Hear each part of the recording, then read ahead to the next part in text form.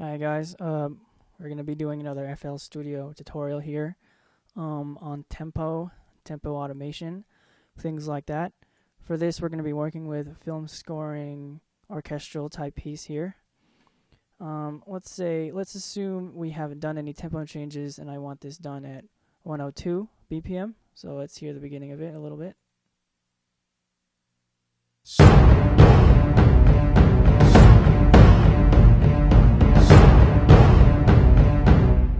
So yeah, that's a pretty good tempo for this.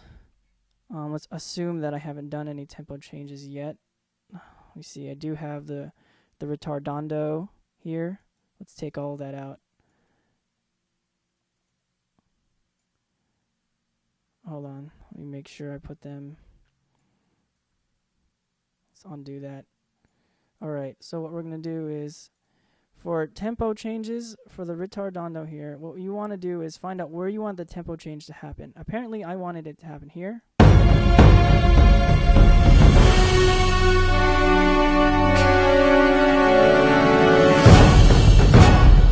Let's listen to that one more time.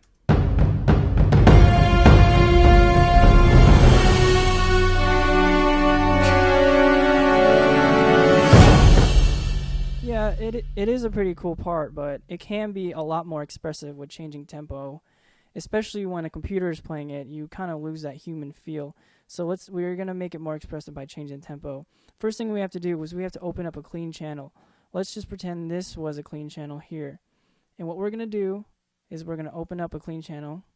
You should rename this to tempo change or retard or whatever else you want to. I just put retardando, which is short for that. So what you're going to do now is, once you have your pattern selected, or selected here or here, I know the new FL Studio has these tracks up here, and these pattern blocks are going to be obsolete. Apparently they're not going to have these anymore. So let's say it's here in pattern 37, and right here we named it rit. We're going to right click on the tempo right here at the top. We're going to click edit events. And as you see here, I've already done this. I've drawn the retard the way I've wanted it to go. And at the top right here, you'll see the tempo number as I'm moving the mouse. So what I did here, I just free drew tempo change just like that. You can use the right click to draw a straight line like that. Personally, I kind of like the free draw when it comes to changing tempo for more human feel. So it's going to drop down to that tempo. So let's hear what that sounds like. It's going to happen right there when that hits.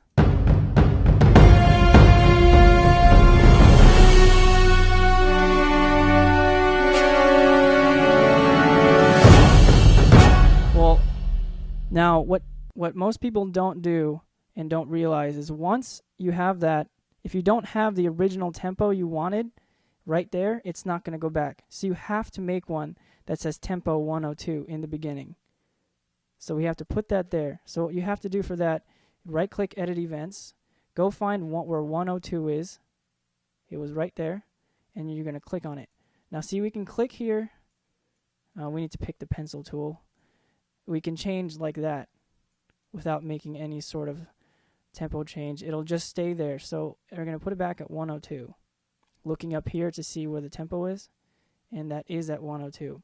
Make sure you put it in the beginning here, because if you don't do that, when it goes back to the beginning, it's going to go back to the slower tempo. So let's say we did this.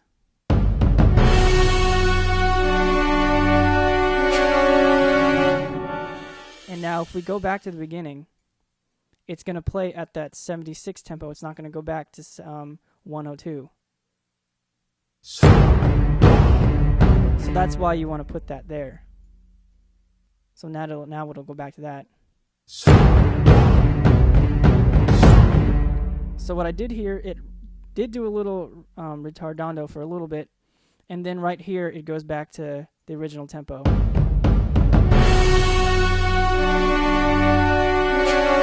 So let's go back to this again.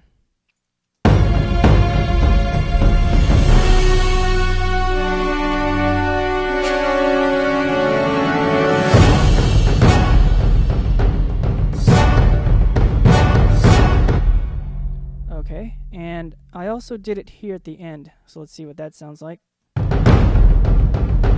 Well, wait, hold on. Actually, let's listen to it without the retard.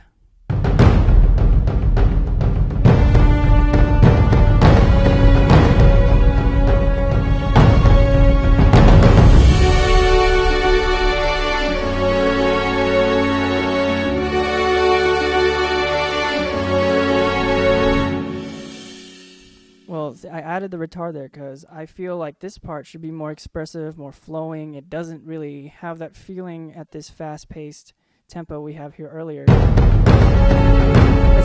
Especially when you're coming from 16th notes straight on the whole time, this drum pattern here.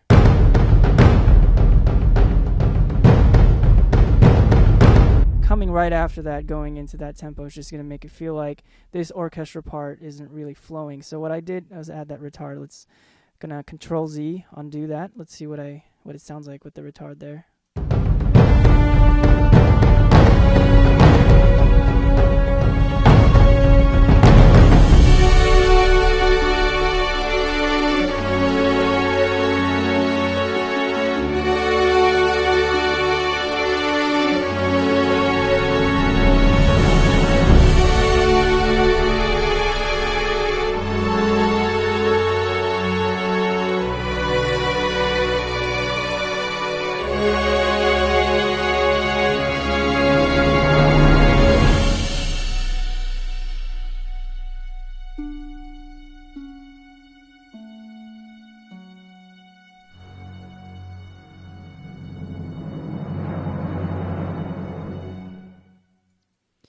And that is it for tempo. If you guys have any questions or you're a little confused, be sure to message me or write in the comments.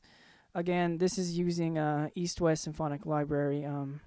There won't be any downloads because you have to buy this or use Giga-Converted samples. You can't find it straight off the internet because it's about 20 or something gigs. So maybe you guys have friends or something like that who can help you download it. But anyways, stay tuned for more tutorials. And if you want any more tutorials from me, please suggest some because I'm going to start making a lot of these. All right. Thanks for watching.